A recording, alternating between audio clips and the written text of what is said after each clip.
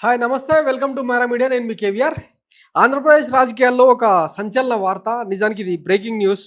గుడివాడ మాజీ MLA, YCP కీలక నేత, మాజీ మంత్రి కొడాలి నాని తీవ్ర గుండెపోటుతో ఇవాళ తెల్లవారుజామున గచ్చిబౌలిలోని ఏఐజీ హాస్పిటల్‌లో చేరినట్టు వార్తలు అందుతా ఉన్నాయి. వాస్తవానికి ఈ విషయానికి సంబంధించి పెద్దగా ఇప్పటిదాకా ఎవరు కూడా స్పందించలేదు. కుటుంబ సభ్యుల ఆహ్, సమక్షంలో ఆయన అంటే పొద్దుగాల తెల్లవారుజామున ఛాతీలో నొప్పి వస్తుందని చెప్పడంతో కుటుంబ సభ్యులు హుటాహుటిన గచ్చిబౌలిలోని ఏఐజీ హాస్పిటల్‌కు తరలించారని సమాచారం.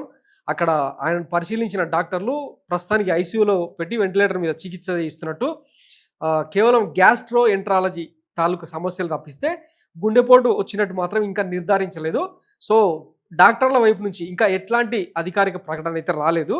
కాకపోతే ఆయన హెల్త్ కండిషన్ బానే ఉందని చెప్పి చెప్తా ఉన్నారు. వాస్తవానికి కొడాలి నాని గత కొద్ది రోజులుగా నారా లోకేష్ బాబు గారు రాస్తున్న రెడ్ బుక్ రాజ్యాంగంలో టాప్ టార్గెట్‌గా ఉన్న సంగతి తెలిసిందే కదా! ఇటీవలే ఆయన ప్రాణ స్నేహితుడు, ప్రాణమిత్రుడు గన్నవరం మాజీ ఎమ్మెల్యే వల్లభనేని వంశీమోహన్‌ను జైలు పాలు చేసింది ఈ కూటమి సర్కారు. సరే కక్షాపూరిత రాజకీయాల సంగతి పక్కన పెడితే నెక్స్ట్ టార్గెట్ కొడాలి నాని అన్న చర్చ జరుగుతున్న నేపథ్యంలో మరి ఆ ఒత్తిడికి ఏమైనా ఆయన గురయ్యారా అన్న చర్చ సోషల్ మీడియాలో పెద్ద ఎత్తున జరుగుతోంది. ఈ విషయం తెలుసుకున్న కొంతమంది ఆయనకు సంబంధించిన శ్రేయోభిలాషులు, ఆప్తులు, క్యాడర్‌కు చెందిన కొద్దిమంది వ్యక్తులు కూడా ఏఐజీ హాస్పిటల్‌కి వెళ్లి పరామర్శించే ప్రయత్నం చేసినట్టు తెలుస్తా ఉన్నది. ఇకపోతే 2004లో ఆయన టీడీపీ పార్టీ నుంచి గుడివాడ ఎమ్మెల్యేగా తొలిసారిగా గెలిచారు. వెంకటేశ్వరరావు వాస్తవానికి ఆయన పేరు.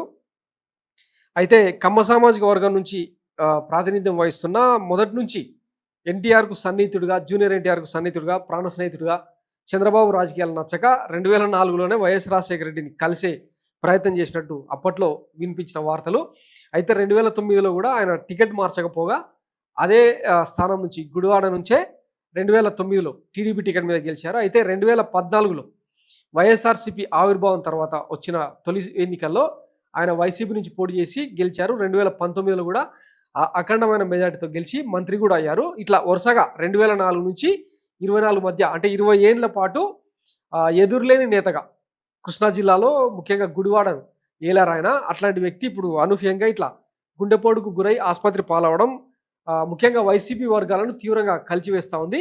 వాస్తవానికి డాక్టర్లు అయితే ఇంకా హెల్త్ బులెటిన్ రిలీజ్ చేయలేదు. ఆయన హెల్త్ కండిషన్ ప్రస్తుతానికైతే బాగానే ఉందన్న చర్చ మాత్రమే, లీక్ మాత్రమే బయటకు వస్తూ ఉంది.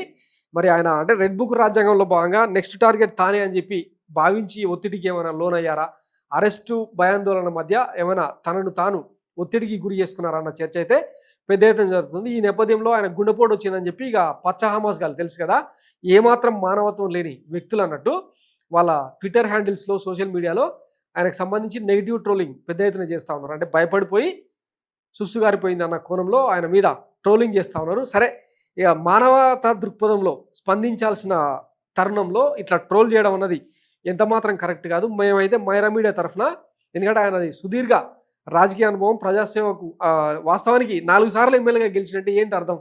నియోజకవర్గ ప్రజలు ఆయనను ఆరాధిస్తేనే కదా, ఆయన కూడా నియోజకవర్గ ప్రజలతో మమేకం అయితేనే కదా ఇట్లాంటి ఫలితాలు సాధ్యమయ్యేది. సరే, మొన్నటి ఎన్నికల్లో అది ఈవీఎం తీర్పా ఇంకొకటి అన్నది తర్వాత సంగతి, కానీ ఓడిపోయిండు వెనిగండ్ల రామ్ చేతిలో. కానీ ఇప్పటికీ స్టిల్ గుడివాడలో ఆయనను అంటే ఆయన ఎదిరి